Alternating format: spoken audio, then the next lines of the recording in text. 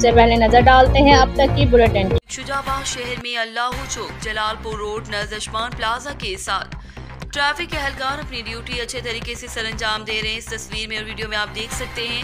हम उन्हें सलाम पेश करते हैं। ये उनकी जिम्मेदारी है क्या कि दुकानदारों के नाजायज तजावुजात ट्रैफिक एहलकार की तो जिम्मेदारी नहीं, ये जिम्मेदारी म्यूनसिपल कमेटी शुजाबाद की है। आपकी जिम्मेदारी ये नहीं आप रेहड़ी वालों को हटाएं, आपकी जिम्मेदारी दुकानदारों के तजावुजात को भी ख़त्म करें। असिस्टेंट कमिश्नर शुजाबाद और chief officer municipal committee Shujabad और SDO म्यूनसिपल कमेटी शुजाबाद से अपील करता हूँ, ट्रैफिक एहलकारों की तरह अपनी भी जिम्मेदारी निभाते हुए और नाजायज तजावुजात को ख़त्म करें और इन सब के खिलाफ भरपूर कार्रवाई अमल में लाई जाए।